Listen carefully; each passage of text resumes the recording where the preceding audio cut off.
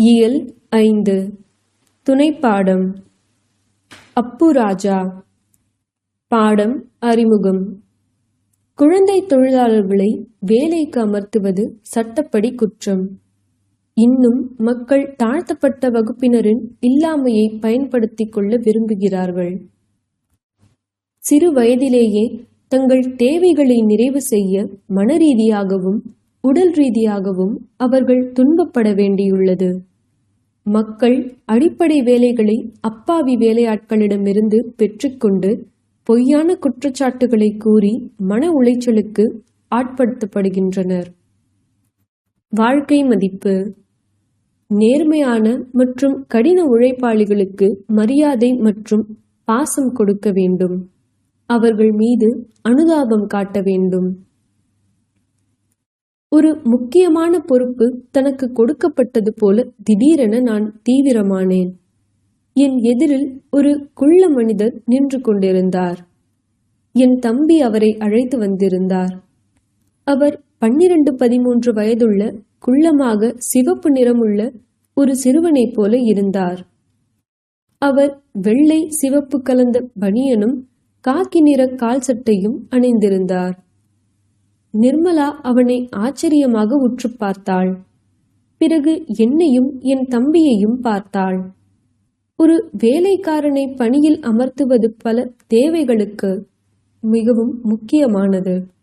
எனது சகோதரர்கள் மற்றும் உறவினர்கள் அனைவரும் நல்ல நிலைமையில் இருந்தனர். அங்கு வேலையாட்கள் இருப்பதை பார்த்தேன். அக்காவின் மகள் திருமணத்திற்காக அவர்களின் வீட்டிற்கு சென்றபோது அங்குள்ள வேலையாட்கள் மகிழ்ச்சியாக இருந்ததை பார்த்தேன். அது மட்டுமல்லாமல் நிர்மலாவின் உடல்நிலையும் இப்போதெல்லாம் அடிக்கடி மோசமடைகிறது. என் வீட்டிற்கு வந்திருந்த அந்த மனிதரிடம், உங்கள் பெயர் என்ன சார் என்று நான் கேட்டேன். அவர் அப்பு ராஜா என்றார். அவர் குரலில் இனிய சாயல் தெரிந்தது. அவருக்கு நான் சில அறிவுரைகளை வழங்கினேன். இந்த வீட்டை உங்கள் வீடாக கருதி கொள்ளுங்கள். நீங்கள் இங்கே தங்கினால் ஒழுக்கத்தையும் தைரியத்தையும் கற்றுக்கொள்வீர்கள். இந்த வீட்டு பையனைப் போல எழுதவும் படிக்கவும் கற்றுக்கொள்ளலாம். உங்கள் வாழ்க்கையும் மேம்படும். அப்பு ராஜா மிகவும் மகிழ்ச்சியான மற்றும் கடின உழைப்பாளியாக மாறினான். முதன்முறையாக ஒரு கிளி, மைனா அல்லது நாய்க்குட்டியை வளர்க்கும் போது இருந்த அதே உற்சாகம் அவன் வருகையால் வீடு முழுவதும் நிறைந்திருந்தது. நிர்மலா மிக பெருந்தன்மையுடன் அவன் பெயரிலிருந்து ராஜா என்ற வார்த்தையை எடுத்துவிட்டார். மெதுவாக வீட்டிலுள்ள அனைத்து வேலைகளையும் அவன் செய்ய ஆரம்பித்தான். நான் மாலையில் அலுவலகத்திலிருந்து வரும்போது வீட்டில் உள்ளவர்கள் அனைவரும் என்னிடம் வந்து அன்றைய அனுபவங்களை சொல்லுவார்கள். பிறகு அவரும் வருவார். பலமுறை என்னை பார்த்து தலை குனிந்து அவர் மெதுவாக சிரிக்கத் தொடங்கினார். நிர்மலா சில சமயங்களில் அவனிடம், அப்பு, நீ உன் அம்மாவை பிரிந்துள்ளதை நினைத்து ஏங்குகிறாயா என்று கேட்டாள். இல்லை அம்மா என்று கூறினான். ஏன் இல்லை என்கிறாய் என்று நிர்மலா கேட்டாள். அவர்கள் என்னை அடிப்பார்கள். அதனால் அவர்கள் பிரிவை நினைத்து நான் ஏங்கவில்லை. அடி வாங்குவது நல்ல விஷயமா? அப்புறம் எதற்கு அம்மாவிற்கு பணம் அனுப்ப சொல்கிறாய் என்று நிர்மலா கேட்டாள். பெற்றோர்களை பார்த்து கொள்ளும் பொறுப்பு வாழ்க்கை முழுவதும் பிள்ளைகளுக்கு உள்ளது என்று சிரித்துக்கொண்டே கூறினான். நிர்மலா அவனுக்கு ஒரு கிழிந்த பழைய விரிப்பையும் ஒரு போர்வையையும் கொடுத்திருந்தாள். மாலையில் வேலை முடிந்ததும் உள்தாழ்வாரத்தில் உடைந்த கட்டிலின் மீது படுக்கையை போடுவான். அதற்கு பிறகு அவனது சட்டை பாக்கெட்டிலிருந்து வேறு சில பொருட்களை எடுத்தான். இதில் கோலி, சிலிகற்கள், பழைய சீட்டுக்கட்டுகள், சில அழகான கல் துண்டுகள், காகித படகுகள் ஆகியவற்றை வைத்து சிறிது நேரம் விளையாடி மகிழ்ந்தான். நாட்கள் மகிழ்ச்சியாக சென்றன. நான் மிகவும் உயர்வாக உணர ஆரம்பித்தேன். சந்தேகத்திற்கு இடமின்றி அப்புவினால் எங்களுக்கு நிம்மதி கிடைத்தது. வீடு மிகவும் சுத்தமாகவும் பளபளவென்றும் இருந்தது. ஆடைகள் வெண்மையாக இருந்தன. யாராவது சிறிய வேலை செய்ய வேண்டியிருந்தால் கூட அப்பு என்று தான் குரல் கேட்பார்கள். ஒரு டம்ளர் தண்ணீர் தேவைப்பட்டால் அப்பு, பென்சில் கீழே விழுந்துவிட்டால் உடனே அப்பு அதை எடுத்துக்கொடு என்று அழைத்து கொண்டே இருப்பார்கள். எனது மூத்த மகன் கிஷோர் நேர்த்தியான மற்றும் ஆடம்பரமான வாழ்க்கை வாழ்பவனாக இருந்தான். மேலும் அவன் அப்புவை எப்போதும் தனக்கு கீழ் வேலை பார்க்கும் நபர் என்று எண்ணத்திலேயே பார்ப்பான். அதனால் அவன் தனது அனைத்து வேலைகளையும் அப்புவிடம் ஒப்படைத்தான்.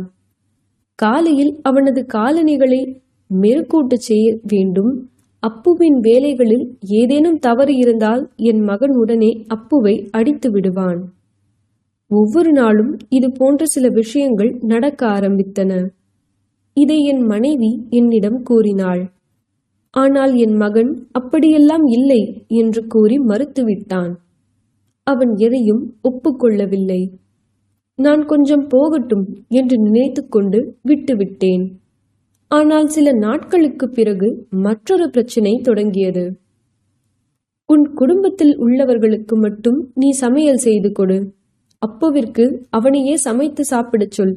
இல்லையெனில் வேலைக்காரர்கள் இதையே எதிர்பார்க்க தொடங்கிவிடுவார்கள் என்று பக்கத்து வீட்டு பெண்மணி நிர்மலாவிடம் கூறிவிட்டு சென்று விட்டார். இந்த விஷயத்தை நிர்மலாவும் அப்படியே எடுத்துக்கொண்டு அதன்படியே நடக்க ஆரம்பித்தாள். அன்று இரவு நீயே உனக்கு சமைத்துக்கொள் என்று கூறிவிட்டு அங்கிருந்து சென்று விட்டாள். அப்புவின் முகம் வாடியது. அவன் அடுப்புக்கு அருகில் தலை குனிந்து அமைதியாக நின்றான். ஆனால் தனக்காக அவன் எதுவும் சமைக்கவில்லை. இரவு முழுவதும் பசியுடன் இருந்தான். ஆனால் அந்த வருத்தம் துளி கூட இல்லாமல் காலையில் எழுந்ததும் எப்போதும் போல சிரிக்க ஆரம்பித்தான். நெருப்பை மூட்டி தனக்கான ரொட்டி செய்தான். அவன் செய்த கெட்டியான ரொட்டியை பார்த்து அவனே சிரிக்க ஆரம்பித்தான். பின்னர் இரவு எஞ்சியிருந்த குழம்பை எடுத்து சாப்பிட்டான். நிர்மலா இதுவரை அப்புவை அடித்ததில்லை.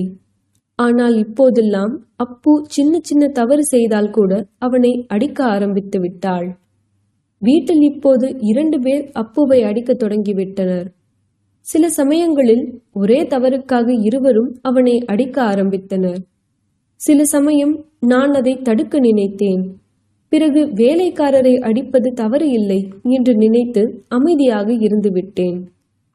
நாட்கள் இப்படியே சென்றன. அன்று மழை பெய்து வானம் கண்ணாடி போல தெளிவாக தெரிந்தது. அப்புவின் சம்பள பணத்தை அனுப்புகிறேன் என்று அவன் அம்மாவிற்கு கடிதம் எழுதியிருந்தேன். ஆனால் அங்கிருந்து பதில் வரவில்லை. அப்புவிடம் பணம் என்னிடம்தான் இருக்கிறது, நீ ஊருக்கு செல்லும் போது வாங்கி கொண்டு செல் என்று கூறினேன். ஒரு நாள் ஞாயிற்றுக்கிழமை அன்று என் மனைவியின் உறவினர்கள் வீட்டிற்கு வந்தார்கள். திடீரென்று உறவினரின் மனைவி ஆட்டோ ஓட்டுநரிடம் பணம் கொடுத்துவிட்டு 11 ரூபாயை இங்கேதான் வைத்தேன், இப்போது அந்த பணம் எங்கே என்று தெரியவில்லை, இவன்தான் இங்கே வந்துவிட்டு வேகமாக வெளியே சென்றான் என்று கூறினார். அவன் அப்படியே செய்திருக்க மாட்டான் என்று கூறிவிட்டு நான் ஓரக்கண்ணால் அப்புவை பார்த்தேன். அவன் தலையை குனிந்து காய்கறிகளை வெட்டத் தொடங்கினான். அவன் முகத்தில் நிம்மதியும் மகிழ்ச்சியும் தான் தெரிந்தது. நான் அப்புவை அழைத்து, நீ இங்கிருந்து பணத்தை எடுத்தாயா என்று கடுமையான குரலில் கேட்டேன். நான் எடுக்கவில்லை ஐயா என்று கூறினான். அப்புவின் முகம் வாடியது. திடீரென எனக்கு என்ன ஆனது என்றே தெரியவில்லை. நான் துள்ளி எழுந்து அப்புவின் கன்னத்தில் ஒரு அறையை விட்டேன். நான் அப்படி செய்திருக்க கூடாது. நான் இப்படி செய்வதன் மூலம் பணத்தை எடுத்தவர் உண்மையை சொல்வார்கள் என்று நினைத்தேன். நான் அறைந்த பிறகு அவன் தொடர்ந்து அழுது கொண்டே இருந்தான். அவன் கண்களிலிருந்து கண்ணீர் விழுந்து கொண்டே இருந்தது. நான் அந்த பணத்தை எடுக்கவில்லை என்று அவன் நிதானமான குரலில் கூறினான்.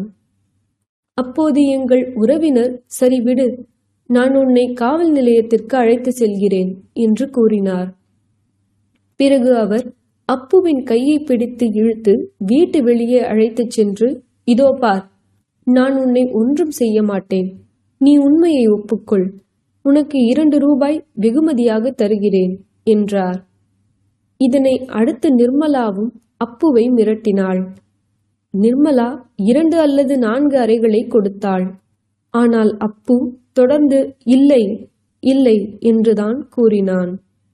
இந்த சம்பவத்திற்கு பிறகு அப்பு வீட்டிலுள்ள அனைவரிடமும் அடிக்கடி திட்டு வாங்கத் தொடங்கினான். கிஷோர் அப்புவிற்கு மிகவும் தொல்லை கொடுக்க ஆரம்பித்து விட்டான். இதனால் அவன் மிகுந்த மன உளைச்சலுக்கு ஆளானான். வேலையில் மனம் செல்லாமல் அலட்சியமாக நடந்து கொண்டான். அலுவலகத்திலிருந்து ஒரு நாள் நான் தாமதமாக வந்தேன். அன்று நிர்மலா முற்றத்தில் கையை வைத்து அமைதியாக அமர்ந்திருந்தாள். முற்றம் அழுக்காக இருந்தது. பாத்திரங்கள் கழுவப்படாமல் இருந்தன. அப்பு எங்கோ போய்விட்டான் என்று நிர்மலா என்னை பார்த்தவுடன் சொன்னாள். உடனே நான் ஏன், எங்கே போனான் என்று கேட்டேன். எனக்கு தெரியாது. ஆனால் இன்று வீட்டில் எந்த பிரச்சனையும் இல்லை. அம்மியை தாழ்வாரத்தில் வைக்கப் போனேன். அப்போது அவன் கையிலிருந்து அம்மிக்கல் கீழே விழுந்து 2 துண்டுகளாக உடைந்து விட்டது. எல்லோரும் அவனை அடிக்க போகிறார்கள் என்று பயந்து அவன் ஓடி இருக்கலாம் என்று நிர்மலா கூறினாள். எதையாவது எடுத்துக்கொண்டு போய்விட்டானா என்று நான் கேட்டேன். பாவம், அவன் பயத்தில் அவனுடைய பொருட்களை கூட எடுக்கவில்லை. அவனுடைய உடைகள், படுக்கை, காலணி அனைத்தையும் இங்கேயே விட்டுவிட்டு சென்று விட்டான் என்று நிர்மலா கூறினாள்.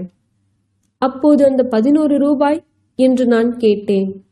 உடனே நிர்மலா, அது எல்லாம் போய், அவர்கள் நம் குழந்தைகளுக்கு எதுவும் வாங்கி கொண்டு வர விரும்பவில்லாமல் அப்படி கூறினார்கள் என்று எனக்கு முன்பே தெரியும். அதனால் அவர்கள் தங்கள் தவறை மறைக்க இந்த திட்டத்தை உருவாக்கினார்கள். அவர்களை பற்றி எனக்கு தெரியாதா? அவர்கள் பணத்தை தொலைக்கக்கூடிய ஆட்கள் கிடையாது. கிஷோரும் ரொம்ப வருத்தமாக இருக்கிறான். ஊர் முழுக்க தேடியும் அப்புவை காணவில்லை. கிஷோர் என்னிடம், அம்மா, அப்பு ஒரு முறை வந்தால் நான் அவனை பிடித்து இங்கேயே வைத்துக் கொள்வேன். அவனை அனுப்பவே மாட்டேன்.